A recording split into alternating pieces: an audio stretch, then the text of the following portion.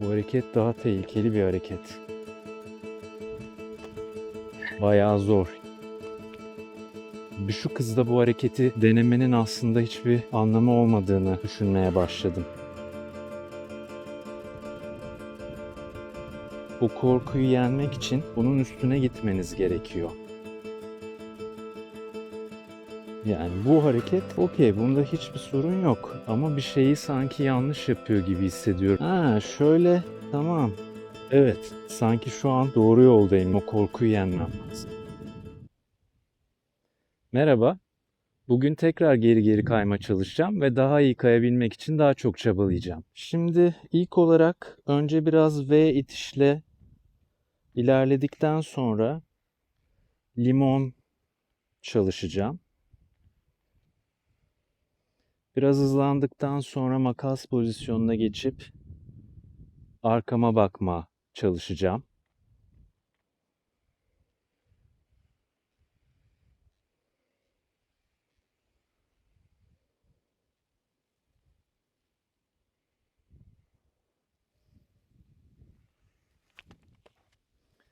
Ne kadar hızlanırsanız arkaya dönüp bakma o kadar zor hale geliyor. Ama bir süre bunu yapıp alışmaya çalışacağım.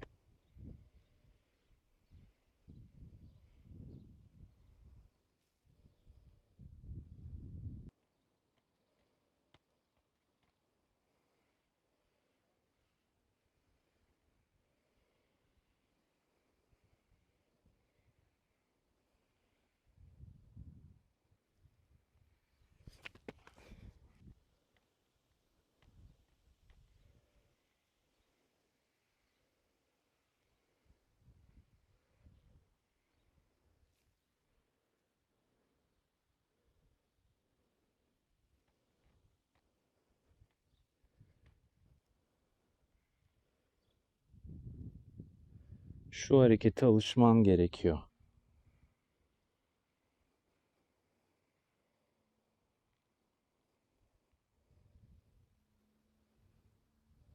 Geri geri kayma dediğim gibi farklı bir denge gerektirdiği için burada V itişlerle nispeten daha stabil gidebiliyorum ama limona geçtiğimde ayaklarımdaki en ufak denge değişikliği o tarafa doğru dönmeme neden oluyor. Onun için limona biraz daha, yani o limonun dengesine daha iyi alışmam lazım.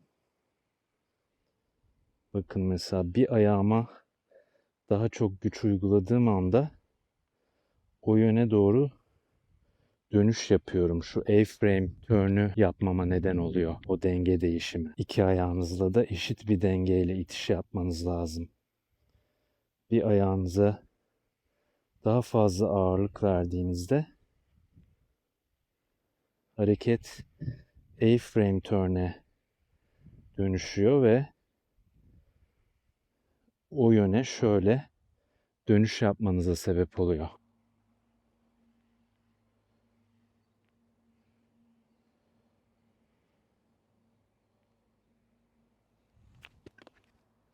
Yine geriye bakmaya çalıştığınızda da benzer bir şekilde arkada olan ayağınıza ister istemez bir ağırlık aktardığınız için bu yine dönmenize sebep olabiliyor.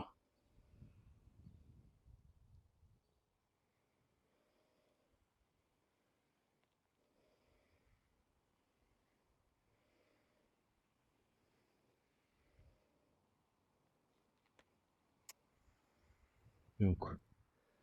Hızlanmaya başladığımda bir şekilde dengem bozuluyor ve ayaklarım arasında o denge bozukluğuyla farklı ağırlık aktarımları yapıyorum ve bu dönmeme sebep oluyor.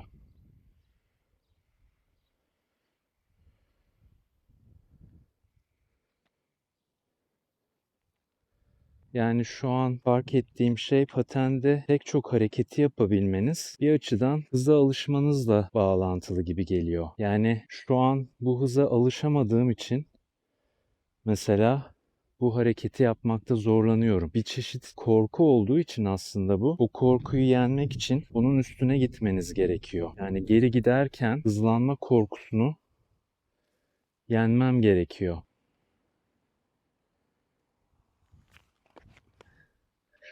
Arkaya dönmeye çalıştığım anda o hız beni korkutuyor ve dönmeye başlıyorum ve o daha da korkuttuğu için bu sefer yere düşüyorum.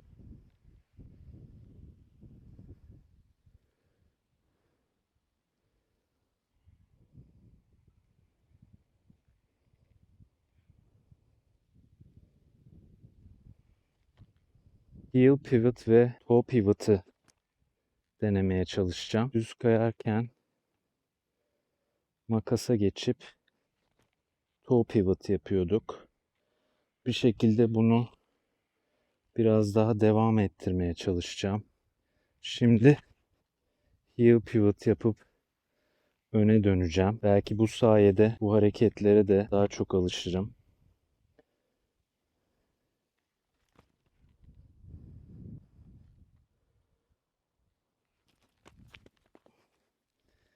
Ama tabii bunları böyle tekrar tekrar yaparken kafanız belki bir önceki harekette kaldığı için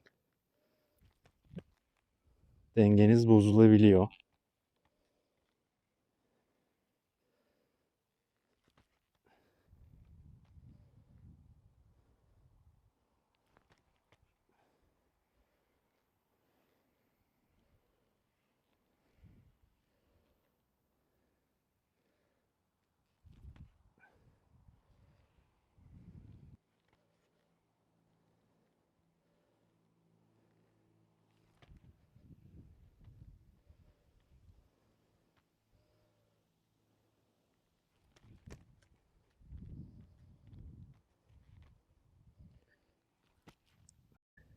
Yapa yapa bunlara alışacağım. Böyle yaptıktan sonra kaymaya devam etme, o ivmeyi devam ettirme de önemli.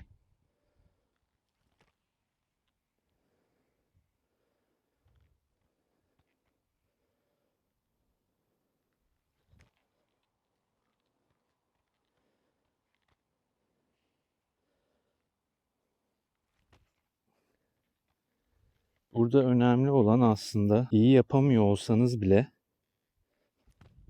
birkaç hafta önce ilk kez denediğiniz bir hareketi şu an seri bir şekilde üst üste yapabiliyor olmak bile aslında bir gelişim gösteriyor. Heel pivot bir şekilde tehlike arz ediyor. Çünkü topuğunuza ağırlık verdiğinizde düşme ihtimaliniz artıyor. Onun için heel pivot'ta yani topukla ilgili hareketlerde ekstra dikkatli olun.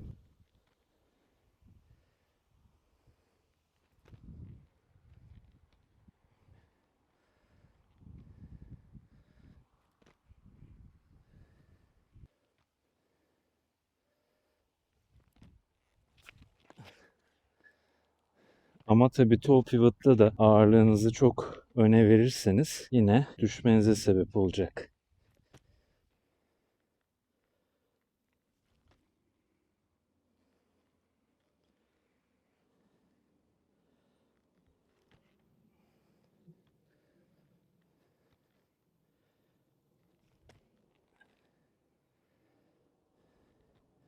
Heel pivot ve toe pivot dışında bunu zıplayarak da yapabiliyorduk. Biraz da zıplayarak deneyeyim. Makasta özellikle geri geri giderken ayaklarımı çok birbirine yaklaştıramıyorum. Şöyle göstereyim. Yani bu ayaklar ne kadar birbirine yakın olursa, yani bu limonla ayaklarınızı kapatıp şöyle ne kadar birbirine yaklaştırdıktan sonra hareketi yaparsanız aslında bu size o kadar stabilite sağlıyor. Ayaklarınızın çok açık olmamasına özen gösterin.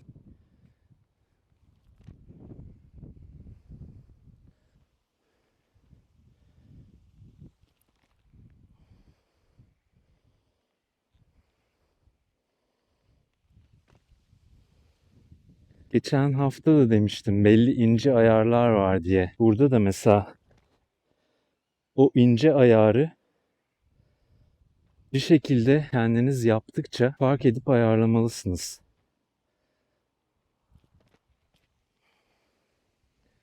Yani bir hareketi ne kadar çok yaparsanız o ayarı da bulmanız o kadar muhtemel oluyor.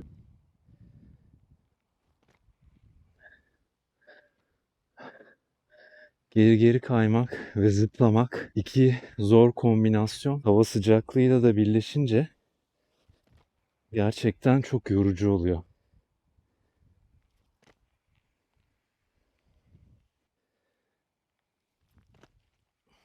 Yok, bu biraz jump stop gibi oldu. Şimdi biraz düz kayıp geriye zıplayıp şöyle power slide yapmayı deneyeceğim. Büyük ihtimal bir şeye benzemeyecek ama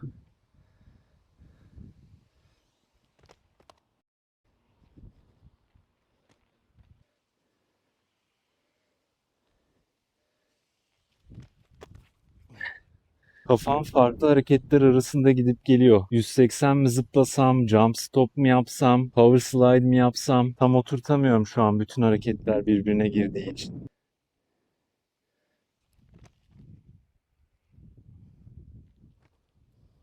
Ama bunu zaten, yani bu bir slide olduğu için hızım yüksek olmadığı zaman yani bu ayak zaten kaymayacak. Onun için yani şu an düşük hızda bu hareketi denemenin aslında hiçbir anlamı olmadığını düşünmeye başladım. Yani önce bir yüksek hızda kaymayı öğrenmem lazım ki, bu bir fren olduğu için sonuçta hızınızın yüksek olması lazım. Ben şu anki hızımda zaten şöyle yapıp ayağımı koyduğum anda zaten durabiliyorum. Onun için yani bu hareketi çalışmak tabii her açıdan faydalı olacaktır ama çok anlamlı olmayacak gibi hissediyorum. Zaten yani ayağımı koyduğum anda zıplayıp şöyle yaptığım anda zaten duruyorum bu hızda. Daha fazla hızlanmaktan da korktuğum için bu hızlara önce çıkmaya alışmam lazım. O korkuyu yenmem lazım. Şöyle bir crossover denemesi yapayım. Burada tabii geri geri crossover'da şunu da fark ediyorum. Öne doğru crossover yaparken şu dönüş eğrisi daha kolay sağlanıyor. Çünkü ayağımı açılı attığım zaman bir dönüş yapıyor oluyorum. Ama geri geri bu hareketi yaparken sanki aynı şey olmuyor gibi hissediyorum. Yani burada acaba arka ayağımla mı bu açıyı vermem lazım? Burada çünkü yani crossover'la neredeyse düz bile gidebiliyorsunuz. Ayağınız düz olduğu zaman aslında zaten geri geri giderken crossover'ı hızlanmak için de kullanıyor patenciler. Önce bir onu keşfetmem lazım gibi hissediyorum. Düz giderken şöyle yaptığımızda böyle dönüyoruz. Çünkü bu ayağım dönüş yönüne adım atıyor. Geri geri giderken şu ayağım şöyle mi kaymalı?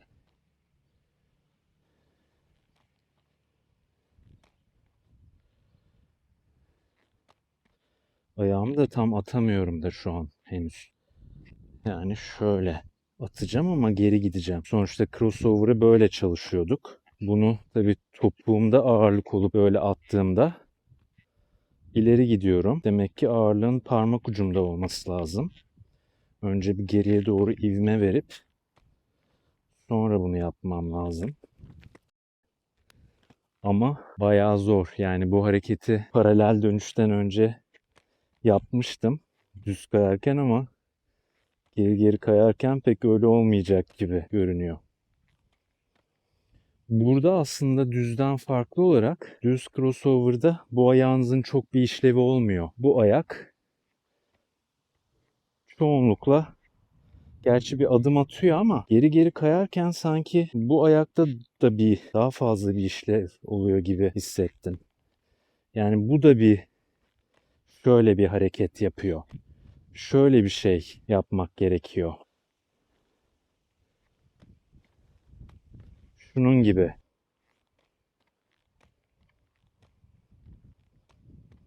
Ama bir şeyi sanki yanlış yapıyor gibi hissediyorum. Yani böyle bir paytak paytak yana doğru gidiyorum. Bir dönüş gerçekleştiremiyorum. Bu hareket aynı hareket aslında. Öne giderken de aynı hareket, geriye giderken de aynı hareket ama belki de şu an yine o ivmeyi mi yapamıyorum? Geri geri gidiyor gibi olsam da acaba crossover'ı yanlış attığım için öne doğru mu bir ivme oluşuyor. Bir de cross under var demiştim. O da aslında crossover'ı böyle atıyoruz ya, bir de şöyle bir hareket var. Bir onu denesem. Bu da biraz daha tehlikeli gibi. Yok, bu hareket daha tehlikeli bir hareket.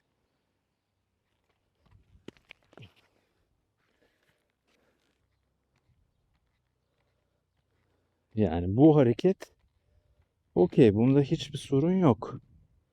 Bunun mantığı da anlaşılıyor. Yaptığınızda ne işe yaradığını da görüyorsunuz.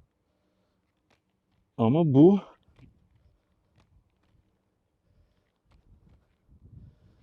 yani belki de henüz geri geri kayamadığım için bir anlam ifade etmiyor.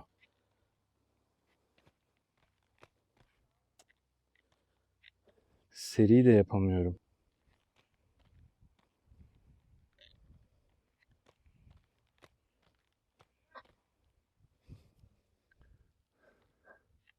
Yok, bu geri geri crossover'ı biraz daha bakmam, araştırmam lazım. Çözemedim. Onu önümüzdeki haftalarda tekrar denerim. Bu arada videoları faydalı buluyorsanız beğenip beni desteklemek için kanala abone olursanız çok sevinirim. Şöyle biraz stepping turn yapıyor gibi yapıp sonra, tamam, evet, şöyle stepping turn yapıp crossover'a dönüştürmeye çalışabilirim. Şöyle biraz daha geniş alayım. Şöyle yapıp düz crossover da aslında böyle. Ona da böyle alışmıştım. Böyle biraz bir tane atıp, evet. Oh, gittikçe de hızlandım. Aynı düz crossover'da olduğu gibi. Bunda da hızlandım. Evet, sanki şu an doğru yoldayım gibi hissediyorum. Evet, stepping turn yapıp sonra gittikçe crossover'a bunu çevirmeye çalışmak. Bir de diğer taraftan deneyeyim. Diğer taraftan büyük ihtimal yapamayacağım ama denemekten bir zarar gelmez. Şöyle.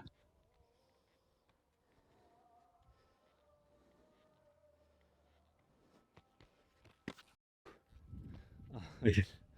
Sol ayak. Bir şeyleri yapabiliyorsunuz sol ayakla, daha iyi yapabiliyorsunuz ama bunda pek öyle olacakmış gibi gelmedi. Bir daha deneyeyim. Yok, bunda zor. Ama mesela ilginç bir şekilde sol ayakla